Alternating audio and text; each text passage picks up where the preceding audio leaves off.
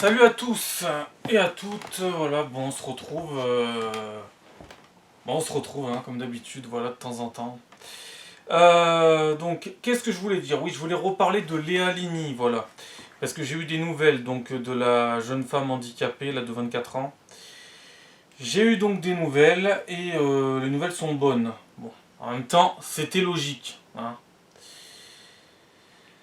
Mais bon, dans un monde qui marche de plus en plus sur la tête et où les valeurs sont totalement inversées, le bon sens, l'intelligence, la cohérence, l'intelligence, etc. Tout est inversé, donc on pourrait limite être surpris et se dire bravo, incroyable. Donc, des choses normales rentrent dans l'ordre. Une parmi tant d'autres, hein. Donc, actu.fr, la dépêche Louvier, qu'est-ce qu'ils disent? Heure, handicapée, Léa a retrouvé son allocation. Handicapée, Léa Ligny a retrouvé son allocation après une erreur d'évaluation de son dossier. Un immense soulagement pour la jeune femme de 24 ans. Léa Ligny va à nouveau percevoir son allocation pour adulte handicapé d'un montant de 1016,5 centimes d'euros. Je ne sais pas pourquoi il précise les 5 centimes, mais bon, passons.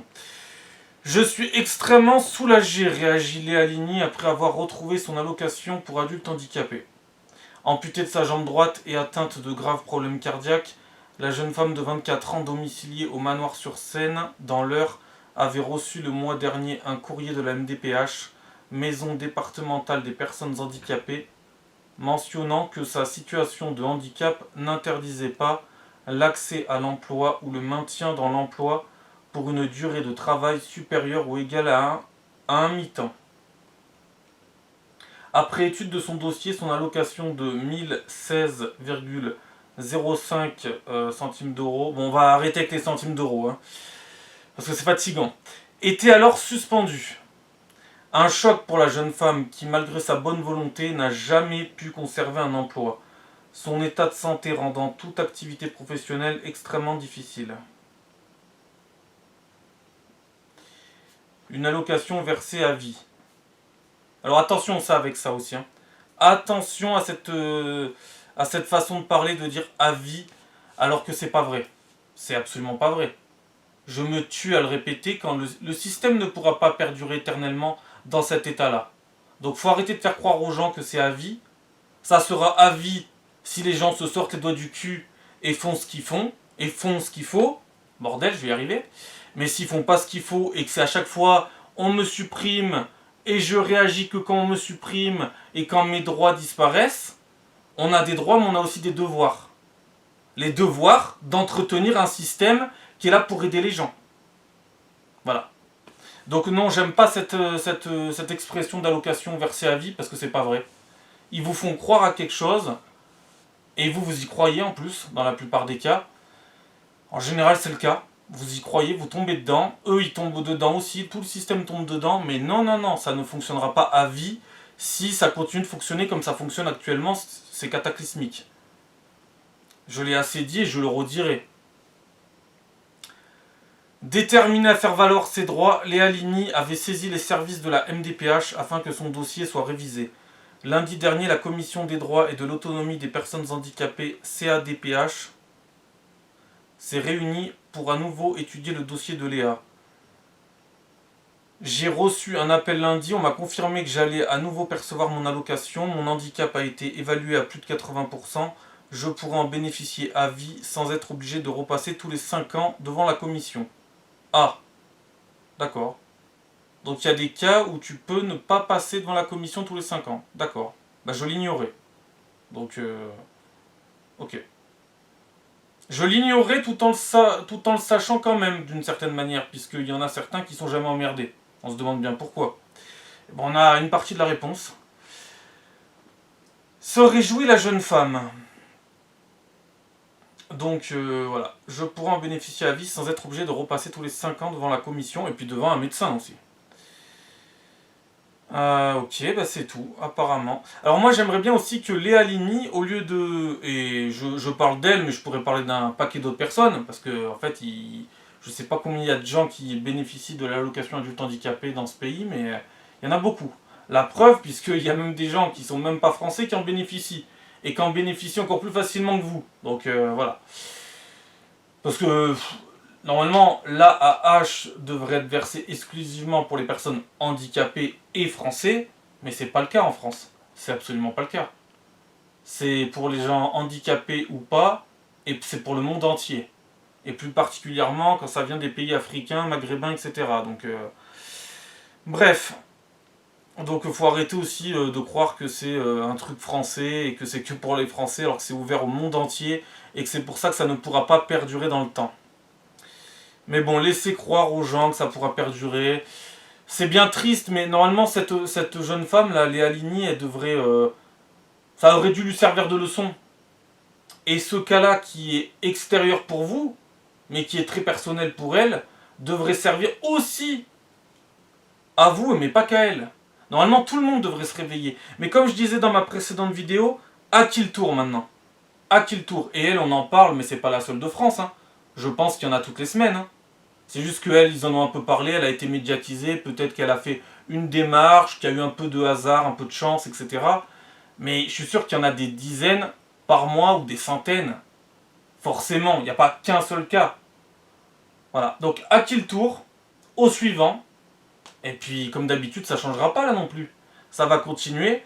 Elle, normalement, elle devrait au minimum faire bouger les choses. Mais je pense qu'elle le fera pas. Et c'est là tout le problème, en fait. Voilà. Et comme je disais la dernière fois, ils lui ont enlevé. Alors, il lui avait reconnu un handicap. Ensuite, ils lui ont, d'une certaine manière, reconnu son handicap sans le reconnaître parce qu'ils lui ont retiré son allocation adulte handicapé. Ensuite, ils lui ont aussi demandé de rembourser. Je me demande, donc ça n'a plus aucune logique puisque vous donnez, vous enlevez, ça veut plus rien dire. On est bien d'accord, ça prouve toutes les limites du système. Toutes les limites de tout ça en fait. Mais c'est clair et net. Ça n'a plus aucun sens. Ça n'a plus aucun sens. Surtout que ceux qui n'ont pas d'handicap, ou alors qu'ils ont des handicaps, on va dire comme j'appelle moi, d'opportunisme, de lâcheté, handicap, comment je dis ça bah ils sont handicapés du travail en fait. Bah oui, puisqu'ils sont valides pour absolument tout et invalides que pour le travail. C'est quand même bizarre. Là encore, ces derniers jours, j'ai pu encore admirer ce magnifique pachyderme, ce magnifique spécimen que je vois souvent, qui, encore une fois, est parti en vacances quelques jours. Tranquille. Et en plus, ce pachyderme qui n'a aucun handicap que je peux observer, puis j'en observe des dizaines d'autres, ce qui est fantastique, c'est que soi-disant, ils seraient asthmatiques. Alors, très souvent, ils sont asthmatiques, hein, très souvent. Ils parlent souvent de ventoline, comme quoi il aurait besoin de ventoline, etc. Mais je comprends pas, en fait. Ils ont besoin de ventoline. Ça, c'est les asthmatiques sévères qui ont besoin de ça. Des asthmatiques tellement sévères qui, des fois, en fonction de la météo, au changement de temps, ils sont à deux doigts de mourir, certains. Ça, c'est des asthmatiques. Parce que là, on est en train de parler d'un soi-disant handicapé. Déjà, pas français, pas handicapé. Et pour moi, un individu merdique.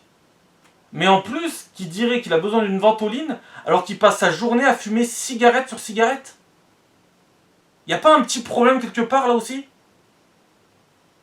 Tu fumes entre 150 et 250 cigarettes par jour et t'as besoin de ventoline. On se foutrait pas un peu de notre gueule là sans... Non mais sans déconner. Sans déconner, soyons sérieux 2 minutes. Non mais à un moment donné, il faut arrêter. Qu'est-ce qui différencie un pachyderme, un spécimen comme ça, qui est soi-disant handicapé, qui peut se lever à 6h du matin pour partir en vacances, mais il peut pas se lever à 6h du matin pour aller travailler quelques heures? Pour un mi-temps, par exemple? Je sais pas, hein. Quelle est la putain de différence, en fait? Bah, la putain de différence, c'est que le matin, à 6h du matin, quand c'est pour partir en vacances, c'est agréable, alors que quand c'est pour aller au travail, il le voit comme quelque chose de désagréable. Forcément. En fait, je vous ai dit dans la dernière vidéo, il y a clairement des handicaps d'opportunisme. Parce qu'il n'y a pas d'handicap, en fait. Mais il faut trouver un nom, il faut appeler ça... Il faut dans la liste des handicaps reconnus, les rajouter. L'handicap d'opportunisme, de lâcheté, l'handicap du travail, il faut rajouter ça. Je sais pas, c'est ce qu'ils sont, non? Au bout d'un moment, il faut trouver un terme. Vous trouvez bien des termes pour toutes les maladies, ben là, il faut rajouter quelque chose, c'est pas possible. En plus, j'ai même du mal à parler parce que la fatigue, etc., le manque de concentration, mais aussi ça m'énerve. Voilà. Ça m'énerve terriblement. Surtout qu'après, c'est moi en plus qui, par exemple, avec ce pachyderme, va supporter sa cigarette. C'est une cigarette qui fait supporter à tout le monde, en étant soi-disant terriblement handicapé. Alors la dernière fois, avant de partir à 6h du matin, pour vous donner un exemple du spécimen, il part à 6h du matin en vacances, puis juste avant, il fait une petite partie de Call of Duty. Alors vous allez me dire, mais comment tu sais qu'il a fait sa petite partie de Call of Duty? Bah c'est simple, à 6h du matin, quand toi t'es en train de préparer pour aller bosser, bah lui il se prépare pour jouer et t'entends sécuriser la zone, ennemi en approche, et tu l'entends insulter le jeu aussi. Oh sale bâtard, oh. Voilà. Oh tu m'as tué, sale bâtard. Voilà. Je précise son âge, à peu près 55-60 ans. Hein. Voilà. Ça va, hein. C'est pas des énormes cas sociaux, ça, non? Non. Bah c'est quoi alors? C'est quoi? Non seulement tu viens de l'étranger. Donc déjà, normalement, quand tu viens de l'étranger, tu viens pas pour profiter. Mais apparemment, en France, tu peux. Surtout quand t'es étranger. Et quand t'es un individu, souvent... comment dire? J'ai pas toujours envie de me répéter, mais un individu minable, quoi. Voilà. Pour être gentil. Ah mais je suis dur dans mes propos, mais c'est ce que c'est. Hein. Au bout d'un moment, faut arrêter. Je me dis souvent que je suis dur dans mes propos, mais il faut l'être, parce que la réalité est dure aussi. La réalité du réel est souvent très dure, mais il faut la regarder quand même. Faut pas avoir peur de la regarder dans les yeux. Bref, qu'est-ce que je voulais dire par là? Donc, 6h du matin, Call of Duty apparemment, ou un jeu de guerre qui ressemble, hein, ennemi en approche, sécuriser la zone, t'entends des bruits de mitrailleuses, hein, voilà. C'est pas des bruits de travail en tout cas. Hein, ça c'est sûr et certain. Quand c'est pas des... Alors sinon c'est la cuisine, toute la nuit c'est la cuisine, ou sinon c'est la console, et, en plus, et ensuite il part en vacances. Voilà. Pas non plus, il a le bras assez souple hein, pour jeter sa cigarette à 15 mètres. Hein. Ça aussi c'est fascinant. Bref, qu'est-ce que je voulais dire par là? Voilà, quand je vois des cas comme Léa Lini ou d'autres, et quand je vois ces cas-là, je suis désolé, à un moment donné, il faut se réveiller. Hein. C'est pas possible. Non, vous n'avez pas une aide à vie. Vous aurez une aide à vie si vous faites en sorte de préserver le système, mais c'est pas le cas. C'est pas le cas. Et c'est pas en votant ce que vous votez et en laissant faire ce qui est en train de se faire que ça va perdurer. Mais ça, c'est tant pis pour vos gueules au final. C'est tant pis pour vos gueules. Puisque ça fait des dizaines d'années que ça dure. Moi, quand j'essaie de l'expliquer à beaucoup de gens, j'ai l'impression que la plupart des gens s'en foutent. Ils m'écoutent, mais ils s'en foutent au fond. Au fond, ils s'en foutent. Laisse-le parler, ça peut lui faire plaisir. Oui, mais sauf que j'aurai raison. C'est ça la grande différence en fait. Hein? Entre vous et moi, c'est que j'aurai raison. Ça peut pas perdurer. Un système comme ça n'est pas viable. Tu fais venir le putain de monde entier. Ces gens-là, ils viennent de l'étranger. Donc quand tu viens de l'étranger, normalement, bah t'es censé faire 1000 fois plus d'efforts que n'importe qui. Moi, si je vais à l'étranger m'installer, il va falloir faire un effort d'intégration, d'assimilation. C'est logique, non? Ça s'appelle le respect. Forcément, t'arrives de l'extérieur, tu dois faire un effort. Tu vas pas arriver, voilà, les doigts de pied en éventail et puis j'attends. Il n'y a qu'en France que c'est possible, mais le problème c'est que ce pays est profondément ravagé, donc c'est normal, hein. C'est normal, mais ça pourra pas durer, c'est fou, hein. En plus que ce soit les Français ou les gens qui viennent de l'immigration, vous êtes totalement contre-productif à ce dont vous avez besoin, puisque de toute façon, à force de rajouter des trucs, ça ne pourra pas continuer, ce n'est pas possible. À la base, c'était conçu pour les Français, hein. C'était pas conçu pour le monde entier, et en particulier le Maghreb et l'Afrique. Hein. Voilà. Donc voilà, quand je vois ces trucs-là, je préfère prévenir. Alors très bonne nouvelle, mais rien de plus normal en fait que de lui redonner, hein, vu qu'elle est quand même amputée de la jambe, hein, et que ça doit être terriblement fatigant physiquement et mentalement, hein, psychologiquement, ça doit être très compliqué d'être handicapé, d'avoir la jambe, d'être en fauteuil roulant, d'avoir eu plusieurs opérations à cœur ouvert parce qu'elle est cardiaque, c'est voilà. Et en plus, il faut qu'on t'impose encore cette connerie, Mais je vous dis au suivant, parce qu'il va en avoir d'autres. Et c'est malheureusement que quand ça touche les gens que les gens se réveillent, à chaque fois. Et puis si on leur redonne, c'est à nouveau, ils s'endorment. C'est terminé. On passe à autre chose. Eh ben non, ça fonctionne pas comme ça, malheureusement. Ça fonctionne pas comme ça. Surtout que là, on voit dans les sondages, il y a beaucoup de Français maintenant, c'est bizarre, hein.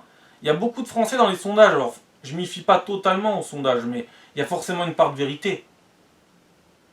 C'est que beaucoup de Français veulent réduire les aides sociales, voire les supprimer. On se demande bien pourquoi.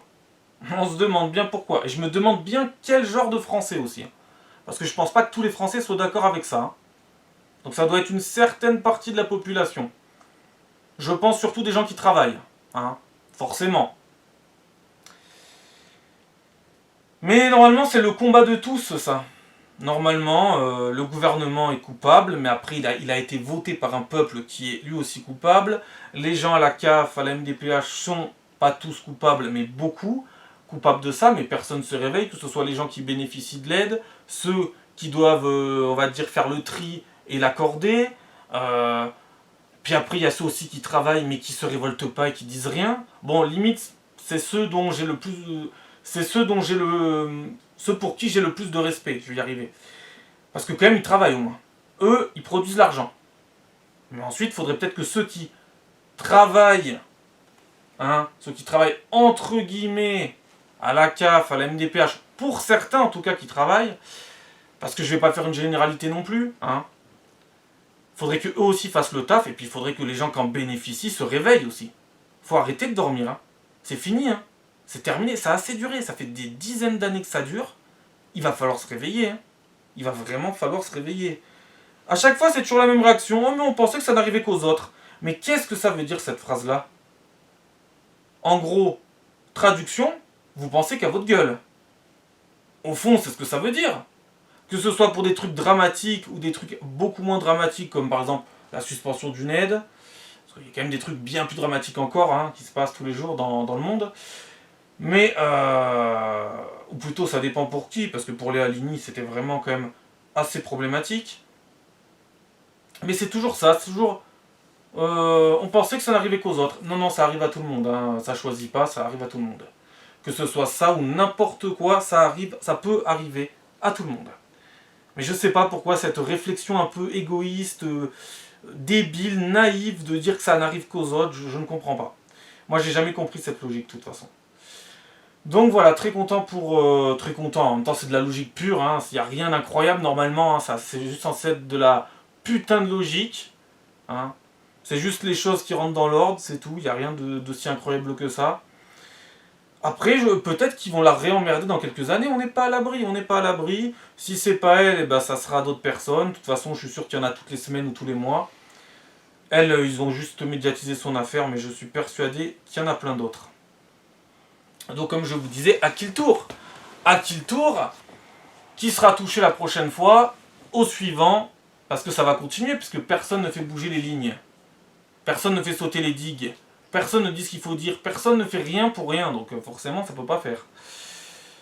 Est-ce que j'ai tout dit par rapport à ça? De toute façon, je vais être amené à en reparler, puisqu'après je vais faire une vidéo sur la soi-disant terrible misère sociale. Donc au final, on va vivoter un tout petit peu à côté, mais on sera toujours un peu dans ce sujet-là. Donc voilà, si peut-être je vois d'autres articles sur elle, je ferai peut-être d'autres vidéos, mais pour l'instant je vois rien d'autre. Voilà. Ah oui, aussi, avant de terminer cette vidéo, j'entends souvent des gens qui critiquent ce qu'ils vont percevoir comme aide. Mais dites-vous que vous percevez des aides en faisant rien. Ça c'est important de le savoir. Parce que par exemple, 1016 euros, c'est sûr qu'on vit pas avec 1016 euros. Mais ce qui est bizarre, c'est que souvent ces gens-là, enfin on vit pas bien, on va dire. Mais souvent ces gens-là qui critiquent le montant de leurs aides, n'essaient pas de trouver des solutions alternatives pour combler à ce problème, sont dans la victimisation, dans la plainte. C'est souvent le cas en France, de toute façon. Le socialisme, le gauchisme, le communisme, tout ça, ça nous a mené là, de toute façon. La culture de l'excuse permanente et compagnie. La lamentation, la repentance, tout ça, tout ça. Mais ce qui est bizarre, c'est que voilà. Donc par exemple, les Alini touchent 1016,05 €. Hein, voilà. Alors c'est sûr que ça suffit pas pour bien vivre, mais en même temps, il faut se mettre à la place des gens qui travaillent, qui vont toucher eux, ça dépend des boulots, mais qui au SMIC vont toucher quoi? 1002, 1003, 1004? Tout en courant dans tous les sens? Donc au final, 1016 en faisant rien, c'est dur hein, ce que je dis. Hein. C'est un peu dur parce qu'elle est en fauteuil roulant quand même. Mais 1016 en faisant rien malheureusement, et je dis bien malheureusement, c'est bien triste, mais 1016 c'est beaucoup. Quand tu vois des gens qui courent dans tous les sens et qui touchent 1003, 1004, il n'y a pas une énorme différence. Et en plus, en vrai, c'est ça aussi qui est profondément dégueulasse dans le système, c'est qu'il y a des gens qui vont toucher 1300. Quasiment un SMIG. Un SMIC, un SMIG, voilà. Bref, vous m'avez compris. Il y a des gens qui vont toucher 1300. MDPH, enfin AAH. Elle va toucher 1016, d'autres ils vont toucher 800. D'autres ils vont toucher encore moins. Mais ça, c'est pareil, au bout d'un moment, il va falloir réguler tout ça. Il faut une somme identique pour tout le monde. Parce que ça aussi, c'est du n'importe quoi. C'est du n'importe quoi. Il y a des gens qui n'ont pas d'handicap qui touchent 1300. d'AH. Puis comme je vous ai dit, il y a aussi des gens qui cumulent les aides. Peut-être qu'ils vont toucher 1300, mais qui vont aussi cumuler une partie de RSA, une partie de ci, une partie de ça. Et puis aussi, ce qu'on oublie souvent de préciser, bon, je pense pas que ça soit le cas de Léa Ligny, ça m'étonnerait fort, hein, c'est pas le profil type. Mais souvent, ce qu'on oublie de dire aussi, c'est que par exemple, si vous touchez 1016 €, mais que de l'autre côté, on vous paye votre loyer, on vous paye vos factures d'électricité, d'eau, de gaz, etc., 1016 €, il n'y a pas besoin de plus. Hein. Quand on te paye déjà tes factures, que vous avez des logements sociaux, il n'y a pas besoin de donner plus. Hein. On entend souvent des gens les victimiser, les dire oh les pauvres, mais il n'y a rien de pauvre là-dedans. T'as 1016. 1016 et on te paye tes factures d'électricité, d'eau et de loyer. On te paye ton loyer. Il n'y a rien de pauvre là-dedans. Il n'y a rien de miséreux. Il y a même quelque chose d'un peu révoltant, mine de rien, quand même. Ah bah oui.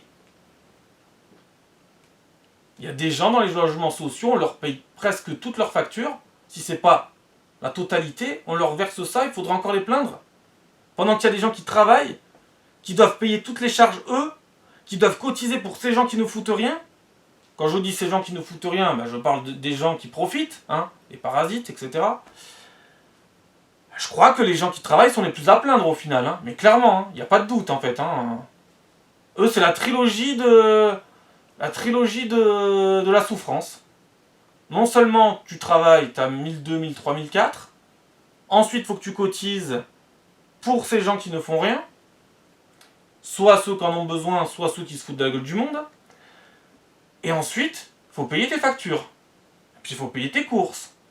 Vous voyez, c'est pas du tout la même chose, hein. Bref. Voilà, non mais c'est important de le préciser, parce que souvent on oublie de préciser ça, hein. C'est pas le cas de tout le monde, bien évidemment, mais c'est le cas de beaucoup. Il y en a beaucoup à qui on verse des sommes, qui ne payent déjà pas de loyer, donc je vois pas pourquoi on les plaindrait. T'as 1000 € sur ton compte et on te paye ton loyer? Je pense que t'es pas le plus à plaindre, hein. Clairement pas, hein. T'es peut-être en fait le moins à plaindre finalement. C'est bizarre, hein. Mais il faut le préciser ça, parce que souvent, ils ne précisent pas ça aux infos, sur les chaînes, etc. Enfin après tout dépend les chaînes, hein. C'est sûr que si c'est des émissions de télé ou de radio de gauche, jamais ils le préciseront, hein, bien évidemment. Mais même des fois quand c'est des centristes ou des droitards légèrement à droite, ils ne préciseront pas non plus. Bref, tout ça pour dire qu'à un moment donné, on est soi-disant dans le pays de l'égalité, il faudrait peut-être rendre ces choses-là un peu plus égales aussi. Hein. Déjà les montants d'aide devraient être les mêmes pour tous déjà. Beaucoup moins compliqués, beaucoup plus simples. Et puis ça ferait des économies aussi. Alors qu'en ce moment ils n'arrêtent pas de parler de il faut trouver 40 milliards d'économies. Mais qu'est-ce qu'on attend? 40 milliards d'économies, ça c'est minimum. Hein. Les premières économies françaises, ça serait 40 milliards. Il y a plein d'endroits où on peut les trouver, ces 40 milliards. Les sacrifices, c'est pas toujours pour les mêmes. Hein. Tout le monde peut faire des sacrifices, hein, on peut tous s'y mettre. Hein. Mais bon. Bref. Heureux que Léa Ligny ait retrouvé son truc. Je vais pas aller trop loin parce qu'après la vidéo, ça va faire 45 minutes ou une demi-heure peut-être déjà. Mais pareil, on entend tout le temps parler de la dette et puis ils nous disent... Il y en a plein qui te disent, mais la dette, si c'est pas un problème, si, la dette, ça va être vraiment un problème. Ça se voit que vous êtes sacrément déconnecté. Hein. Mais vraiment déconnecté, mais c'est terrible. En plus, souvent, les gens qui te disent la dette, c'est pas un problème, c'est des gens qui n'ont jamais travaillé. C'est ça qui est fascinant. C'est des gens qui n'ont jamais cotisé, jamais payé d'impôts, jamais rien, en fait. C'est terrible, ce pays. C'est vraiment terrible. C'est pour ça que je vous dis, c'est des gens déconnectés. Ils sont dans le monde de oui, de Winnie l'ourson et... Non mais c'est terrible, hein. Franchement c'est terrible. Et après on entend ça avec des gens payés, en plus sur les plateaux télé, qui nous disent c'est pas grave la dette, c'est pas grave. Non, c'est des gens qui n'ont jamais vraiment travaillé dans leur vie, mais ils font des leçons aux autres. Mais c'est comique, hein. C'est ridicule, mais ridiculement comique. Hein. C'est dramatiquement comique, ce que vous voulez. Bref. Donc si je vois un autre article, ben j'hésiterai pas à le lire, mais voilà. Et encore une fois, pour conclure cette vidéo, je tiens à le préciser parce que faudrait peut-être que je le fasse en début de vidéo finalement, ce genre de choses. Mais du mal à se concentrer, du mal à s'organiser, du mal à organiser les pensées là. Et puis ce genre de sujet m'énerve aussi terriblement. Ce que j'oublie de dire, c'est aussi que... oui, comme je dis souvent, et il faut le préciser, parce qu'on est dans un pays où il faut tout préciser, parce que les gens comprennent pas, ils confondent tout, etc. Moi, j'ai aucun problème avec les aides. Elles sont là pour aider. Par contre, j'ai un problème avec le foutage de gueule qu'il y a dans les aides. Parce qu'il y a des foutages de gueule de niveau colossal dans les aides sociales. Mais clairement. Et les gens qui en bénéficient, une partie des gens qui en bénéficient se foutent vraiment de la gueule du monde. Et ça, faut bien le préciser. On ne va pas tomber dans le panneau. Moi, je ne tomberai pas dans le panneau. Il y a clairement des gens qui se foutent de la gueule du monde. Quand on voit des gens, soi-disant handicapés, qui jouent à Call of Duty à 6h du matin avant de partir en vacances, on va arrêter de nous prendre pour des cons. Hein, on va arrêter très vite de nous prendre pour des cons.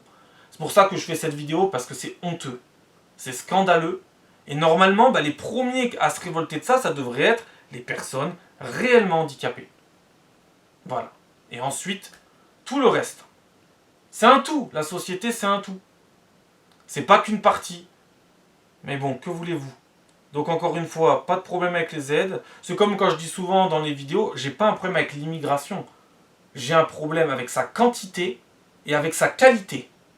Voilà. Et les aides, c'est pareil. J'ai pas un problème avec les aides. Les aides, elles ont été conçues pour aider les gens. Mais entre aider et maintenant presque... Maintenant, on a presque aussi l'impression que les aides, c'est plus des aides, mais c'est un salaire. C'est même un dû. Non, c'est pas un dû. Hein. C'est un droit, mais c'est pas un dû. Personne ne vous doit rien. Personne.